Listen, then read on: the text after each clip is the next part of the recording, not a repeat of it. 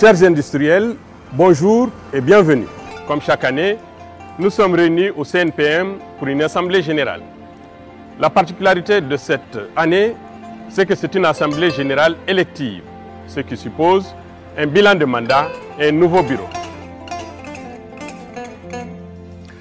Le 20 octobre 2012, le bureau élu lance l'ambitieux programme de mandature qui va finir par devenir ce que nous connaissons aujourd'hui comme le livre blanc de l'industrie. Pour en savoir plus, écoutons le premier responsable de l'OPI, M. Cyril Achkar.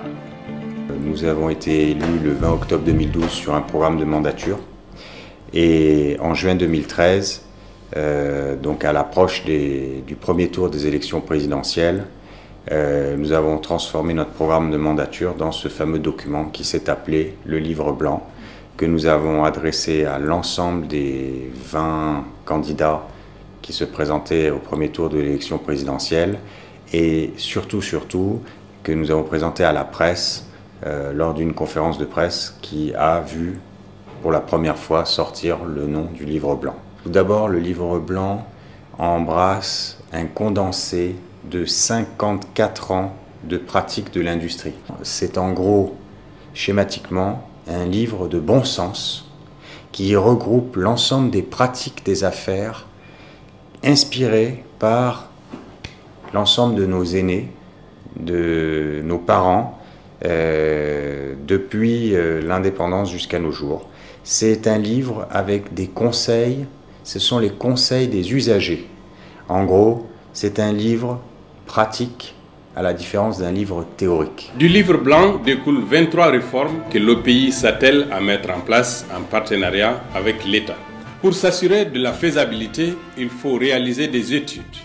Et c'est là qu'intervient la CECIM, partenaire privilégié de l'OPI. La Chambre de commerce a appuyé un programme de l'Organisation patronale des industriels parce que la Chambre, selon notre vision, a vocation à être d'abord une boîte à outils pour toutes les associations professionnelles.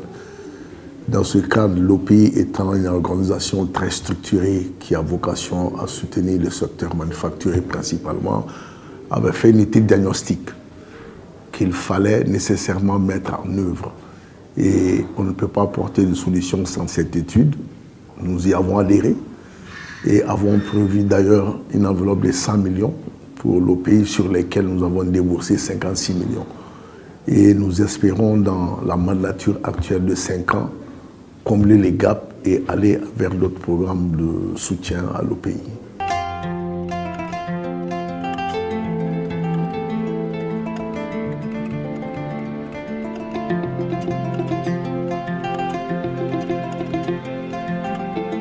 Nous avons l'occasion d'acheter un bien. Ce bien est produit localement, que la production soit d'extraction artisanale ou que la production soit industrielle, il est produit localement, acheté localement. Et là, en la matière, ce n'est pas 30% que nous visons, c'est 100% des produits locaux que nous devons acheter par rapport à l'État. 2014, le gouvernement s'engage aux côtés de l'OPI et c'est ainsi que voit le jour le comité ad hoc suivi d'un atelier de validation des études. Le livre blanc encore a été présenté à la cérémonie de célébration de la journée de l'industrialisation de 2015 qui a été présidée par son Excellence le Président de la République, le chef de l'État, son Excellence Ibrahim Boubacar Keïta, en président du Premier ministre et de tous les membres du gouvernement. Et lors de la célébration de cette journée, le chef de l'État, qui est le premier responsable de l'État, a vraiment approuvé la plupart des mesures qui sont contenues dans ce livre blanc. Et à l'heure actuelle, ce livre blanc, ce rapport au ministère de l'économie et des finances, comme la plupart des mesures relèvent des questions d'exonération fiscale, n'est-ce pas, qui rentrent dans les prérogatives du ministre en charge des Finances. Et aussi pour vous dire combien le gouvernement est engagé dans la mise en œuvre de ces mesures, le ministre en charge de l'industrie a institué une rencontre mensuelle du département avec le pays. Chaque mois, on se rencontre pour le suivi de la mise en œuvre de ces mesures. Lorsqu'une unité industrielle voit le jour, elle compte d'abord sur le marché local. Membre du bureau, M. Lanfian Camara est le premier vice-président en charge de la promotion du label malien dans le cadre de la commande publique. Il nous éclaire sur la question du consommé malien. Le pays a eu à suggérer au Premier ministre Moussa Mara en 2014 la promotion du label malien, surtout en ce qui concerne les produits industriels. Et comme il venait effectivement de prendre la décision pour promouvoir l'artisanat malien, le jeu a tout de suite été trouvé. Nous avons dressé la liste pratiquement des sociétés industrielles qui peuvent proposer des produits à la commande publique. Et pour ce faire, en accord avec le ministère en charge de la promotion des industries, nous avons réussi à établir un site et sur lequel figuraient pratiquement tous les produits industriels susceptibles d'être résorbés par la commande publique. Très tôt, le Premier ministre a compris que pour la relance économique du Mali, consécutivement aux crises que nous venions de traverser en 2012, il fallait nécessairement axer la relance sur la promotion, n'est-ce pas, de la production industrielle. Et cela en vue d'endiguer la série de déficits, déficit de la balance commerciale, déficit de la balance des paiements, qui étaient engendrés par les importations massives de produits industriels. Parlons à présent des hommes. Pour produire en qualité, il faut des ressources humaines de qualité. Le pays a donc lancé un vaste programme de formation en collaboration avec le FAFPA. Interrogeons M. Tcherno Sekou Omar Ba, vice-président chargé de la formation et de la main-d'œuvre. Nous avons eu, lors de la mandature passée, élaboré un planning où nous avons recensé tous les besoins de formation de l'ensemble des industriels membres de nos pays.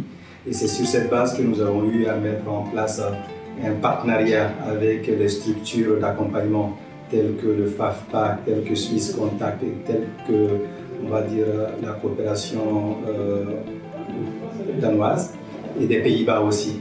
Donc aujourd'hui, nous sommes arrivés à exécuter pratiquement 60% de ce planning via le FAFPA. Nous allons aussi former l'ensemble des opérateurs sur le secteur de la chaudronnerie. Ensuite viendra le tour de Swiss Contact. Les industries maliennes souffrent de la concurrence déloyale. Ceci découle de la faiblesse des textes de la zone IEMOA. 98% du coton malien n'est pas transformé sur place. Il est exporté de manière brute. Pourquoi ne pas transformer nous-mêmes notre propre coton et ainsi créer de la valeur ajoutée? Le coton n'est qu'un exemple parmi tant d'autres. Cela est valable pour beaucoup d'autres secteurs. C'est pour répondre à cette problématique que le contrat de performance dont M. Diawara est en charge a vu le jour. Une société qui n'est pas efficace et qui n'est pas efficiente ne pourrait en fait avoir une longue vie, ça c'est clair. Et maintenant, à l'heure actuelle, pour vendre les produits, il faut que ces produits-là en fait répondent à ces conditions. Donc du coup, l'État du Mali en fait a accepté de faire ces contrats de performance en allouant en fait des avantages à ces différentes sociétés, et en contrepartie, ces différentes sociétés aussi acceptent certaines conditionnalités, ne serait-ce que pour en fait développer voilà, tout ce qu'ils font. Donc du coup, en fait, ces sociétés qui ont accepté en fait de signer ces contrats de performance devraient se plier à certaines conditions et en temps bien défini. Le maximum c'est 5 ans, renouvelable si possible. Donc il y a un comité en fait de suivi qui est là, établi, qui pourrait en fait à tout moment essayer de voir est-ce que en fait les réalisations ont été faites, tout ce qui a été en fait cité dans le contrat, est-ce que ça a été réalisé ou respecté. L'industrie, ce sont des réformes, des industriels, des usines.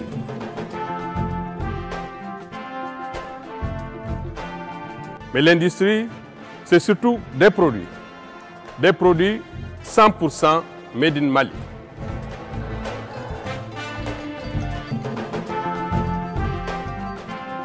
Événement incontournable dans le paysage économique malien, les journées de l'industrialisation de l'Afrique sont non seulement un moment d'échange entre industriels et gouvernement, mais aussi et surtout une vitrine pour les produits de nos industries.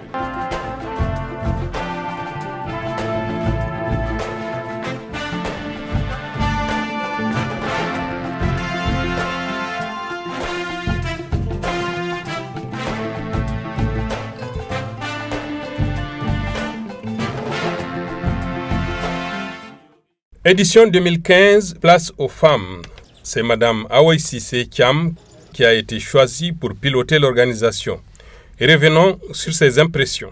Malgré un contexte d'insécurité et d'état d'urgence instauré dans le pays, la JA 2015 a été célébrée avec faste.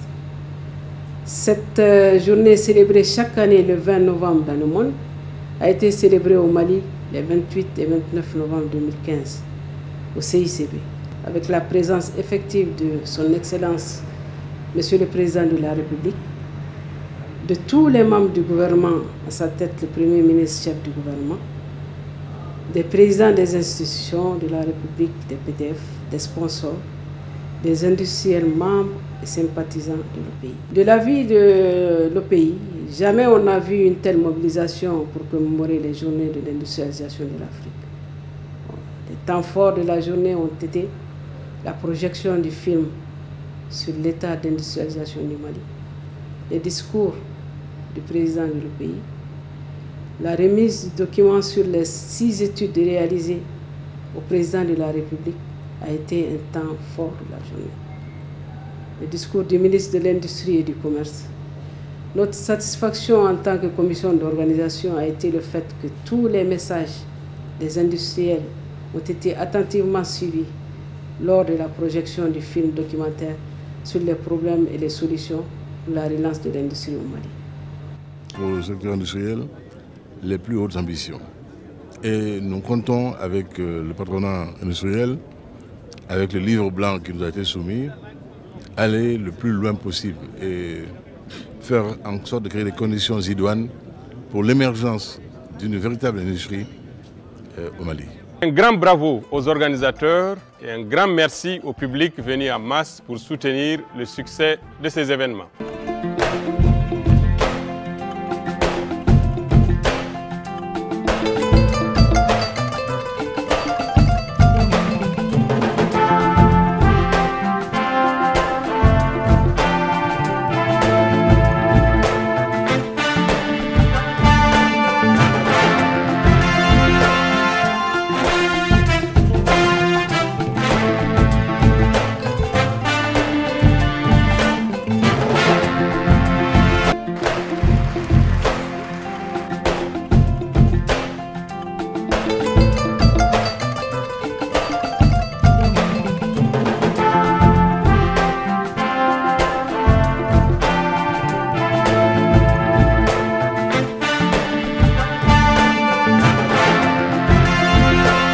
Pour conclure, Monsieur le Président, quelle suite pour 2016? Nous avons, mes collègues et moi, l'ambition de voir durant ce second mandat se mettre en œuvre, si j'ose dire, la réalisation concrète du livre blanc.